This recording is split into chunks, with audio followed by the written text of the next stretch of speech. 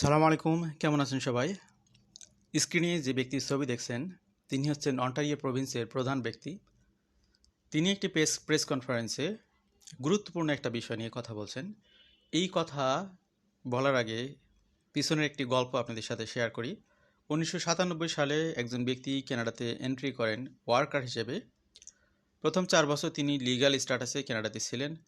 এরপরে তিনি তার অযোগ্যতার কারণে হোক, না বোঝার কারণে হোক, তিনি কিন্তু রেগুলার কোনো প্রোগ্রামের অধীনে পিআর কনভার্ট হতে পারেননি। 2023 সাল পর্যন্ত তিনি লুকিয়ে ক্যাশ মোডে জব করে কানাডাতে থেকেছেন।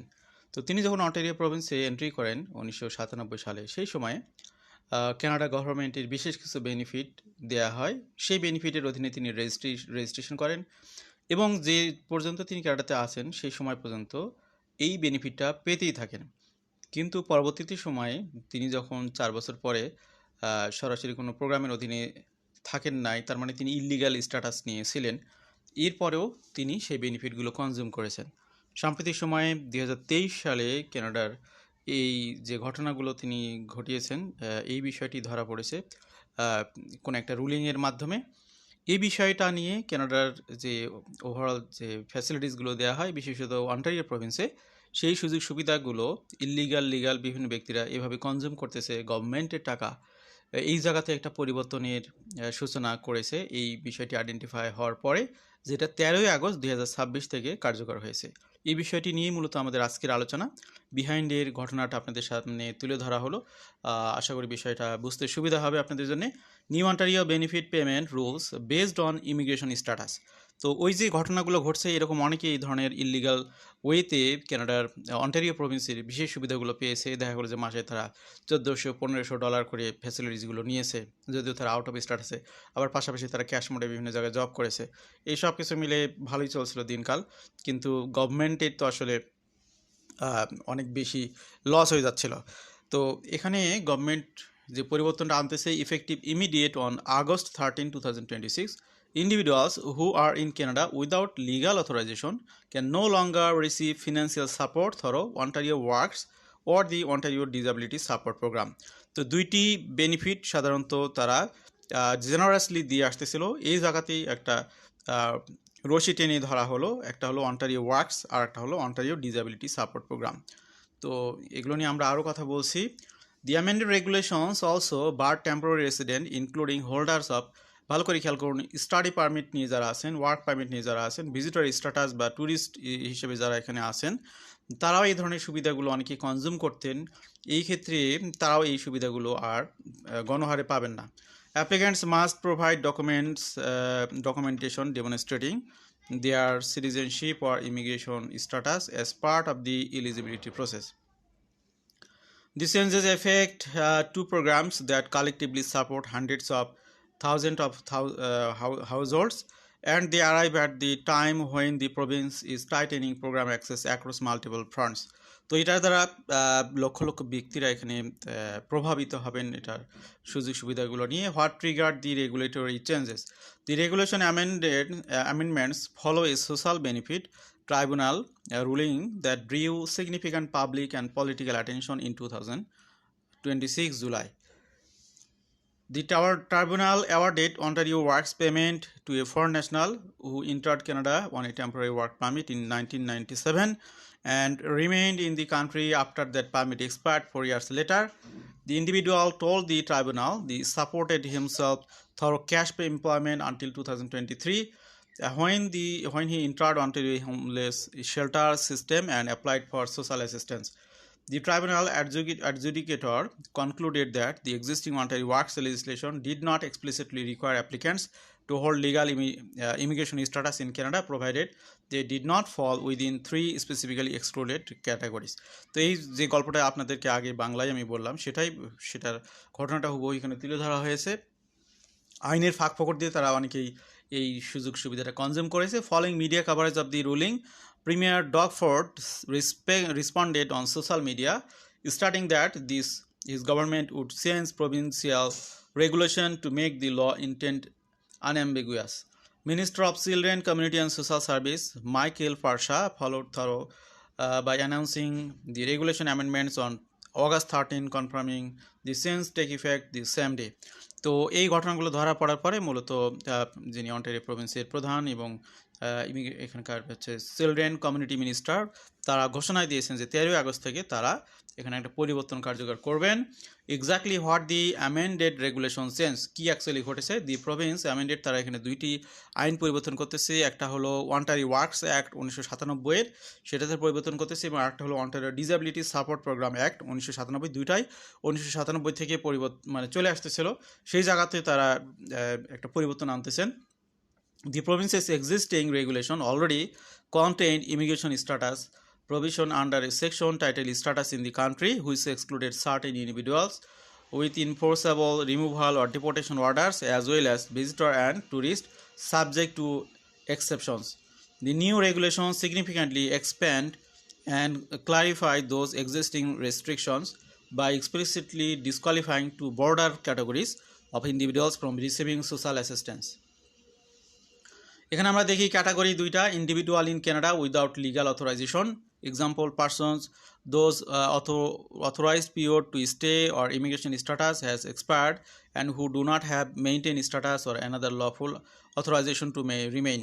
তো এখানে দুইটি ক্যাটাগরি ব্যক্তিরাই এই নতুন আইন দ্বারা প্রভাবিত হবেন। একটা বলে individual authorised remain temporarily, study permit holder, work permit holder, visitor এবং টুরিস্ট, তারা লিগাল স্ট্যাটাস নিয়ে আসেন কিন্তু তারা এই বেনিফিটগুলো কনজিউম করতেছিলেন, তারাও এইখান থেকে তাদের একটা রেস্ট্রিকশন দেওয়া হচ্ছে। Applicants must provide documentation demonstrating their citizenship or immigration status as part of the eligibility process for both Ontario works and ODSP. তো এই নতুন আইন অনুযায়ী এই যে দুইটি সুবিধার কথা বলা হয়েছিল অন্টারিও ওয়ার্কস এবং ওডিএসপি, সেগুলোর ক্ষেত্রে ইমিগ্রেশন স্ট্যাটাসগুলো শো করতে হবে নতুন করে। The two benefit programs affected by new rules, Ontario works and ODSP serve different populations and are structured differently, though they share the same social assistance framework and are now subject to the same expanded immigration status eligibility requirement. Ontario Works এর বিষয়ে আমরা একটু জেনে নেই। Ontario Works provides temporary financial assistance to the resident in financial need who are actively pursuing employment or participating in job readiness activeness. The program is designed as a short-term support, not as a permanent income source. Case workers assigned to each recipient focus on helping them prepare for employment service, find work and move forward financial independence. তো সাময়িকভাবে যারা অর্থনৈতিকভাবে বিপদগ্রস্ত হয় তাদেরকে মূলত এই বেনিফিটগুলো দেওয়া হয়ে থাকে। এই single person on Ontario works currently receive a maximum 733 per month. এরপরে হচ্ছে এরপর রেটটা বৃদ্ধি পায় 2018 সাল থেকে, পরে এটা বাড়ানো হয়। Price have reason approximately 23% since 2018, meaning the 733 that a single adult received today covers substantially less than it did when the rate was last set. Ontario Disability Support Program নিয়ে কথা বলি। ODSP provides longer term income support and employment assistance to the resident with a substantial physical and mental disability expected to last 1 year or more who are also in financial need. এই দুইটি financial help মূলত করা হয়ে থাকে অন্টারিওর বাসিন্দাদের। এই ওডিএসপির ক্ষেত্রে এখানে দেখা যাচ্ছে $1436 করে পার মান্থ দেওয়া হয়। তার মানে এই বর্ধিত হারে কার্যকর হয় 1 জুলাই 2026 থেকে। এরপরে হচ্ছে সেপ্টেম্বর 22 থেকে প্রভিন্স মূলত 23% ইনক্রিজ করে এই বেনিফিটটা। এর ধারাবাহিকতায় বর্তমানে এটা 1436 করে দেওয়া হচ্ছিল। How Ontario works recipient transition to ODSP, Ontario works is often the entry point into the social assistance system even for individual who may ultimately qualify for ODSP. তো প্রথম স্টেজে অন্টারিও ওয়ার্কস বেনিফিট দেওয়া হয়, second স্টেজে ওডিএসপি benefit দেওয়া হয়। Recipient on Ontario Works who have a qualifying disability can apply for ODSP while still receiving their OW payments. তো দুইটা পেমেন্টই মূলত দেওয়া হয়, শুরুতে OW, পরবর্তীতে ODSP. The process begins by notifying a caseworker who then provides a disability determination package containing medical forms that must be completed by healthcare provider at no cost to the applicant. The online application system also allows applicants to apply for both Ontario Works and ODSP at the same time. The disability adjudication unit generally issues its disability determination within 90 business days after receiving a completed application package. During that waiting period, voluntary works payment continue uninterrupted, serving as a financial bridge until the ODSP decision is made. If ODSP is approved, the recipient file transfer to ODSP and the higher monthly payment rate takes effect. তো এখানে কি ঘটতেছে, former ODSP recipient who return to social assistance may also qualify for rapid reinstatement, a streamlined process that does not require a new disability determination package. This transition pathway matters in the context of the new regulation because both programs are now gated behind the same immigration status requirement. A person without legal status or temporary authorization in Canada can no longer enter the system through voluntary works and subsequently transition ODSP. তো এখন status যেহেতু check করে করে বেনিফিটগুলো দেওয়া হবে, সুতরাং আগের মতো করে যারা এখানে আউট অফ স্ট্যাটাসে এবং টেম্পোরারি স্ট্যাটাসে আছেন তাদেরকে এই সুযোগগুলো আর দেওয়া হবে না, যতটুকু আমরা বুঝতেছি। এখানে দেখুন আপনারা পারপাস, তারপরে single person maximum inflation, Ontario works, ODSP, transition detail. এখানে পারপাস দেখা যাচ্ছে temporary financial aid and employment support, longer term support for person with disability. OW recipient can apply for ODSP while receiving OW। তারপরে single person maximum 733, তারপরে ওডিএসপির ক্ষেত্রে 1436। এই inflation এখানে কম বেশি এটা হয়, এটার একটা ভ্যারি করে, এটার রিজনটা। Purpose temporary financial aid, employment support, longer term support for person with disabilities. এই পারপাসটা তুলে ধরা হয়েছে, কী পারপাসে দেওয়া হচ্ছে। তো টেবিলের মধ্যে আপনাদেরকে বিষয়টা আমরা দেখালাম। How this fit into Ontario border 2026 regulatory discretion. The social assistant eligibility change in one of several regulatory actions Ontario has taken in 2026 that tighten program access, strengthen enforcement mechanism, or reset cost structure. Work permit holders, study permit holder, visitor, and tourist are explicitly named in the amended regulation as being ineligible for voluntary works and ODSP.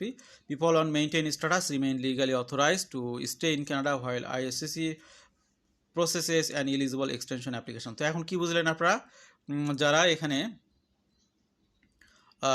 Temporary স্ট্যাটাসে আছে এবং out of status আছেন তাদেরকে এই বেনিফিটগুলোর no more দেওয়া হবে না। তো however maintain status is still temporary resident status, meaning these individuals may fall within Ontario's new exclusion for people authorized to remain in Canada on a temporary basis. অনেকে PR এর জন্য আবেদন করেছেন, এখনও পিআর এর ফাইনাল গ্র্যান্ট পাননি, তারাও এখানে এই সুবিধা থেকে বঞ্চিত হবেন, কারণ তারা এখন পর্যন্ত ফাইনালি এখানে কনভার্ট হন নাই। এখানে fraud government has highlighted the fraud reporting mechanism on alongside the announcement. Members of the public can report suspected case of social assistance fraud by visiting ministry website or calling the dedicated fraud hotline 1-800-394-7867. ODSP clients with disability may still earn up to $1,000 Canadian per month or employment without affecting her eligibility for income support and benefit provision that remains unchanged under the new regulations. তো এখানে একটা exceptional বিষয় আপনারা দেখতে পেলেন। আজকের আলোচনা আমরা শেষ পর্যায়ে চলে এসেছি। মূলত দুইটি বেনিফিট যেগুলো কানাডাতে অন্টারিও প্রভিন্সে ব্যাপকভাবে দেওয়া হচ্ছিল, যেগুলোর মিসইউজ হয়েছে অনেক, সেগুলোতে একটা পরিবর্তন আসতেছে, সেটা নিয়ে আজকের আলোচনাটি আমরা তুলে ধরেছি। আশা করি অনেকেই তথ্যগুলো জেনে উপকৃত হবেন। ভালো থাকবেন সবাই, আল্লাহ হাফেজ, আসসালামু আলাইকুম।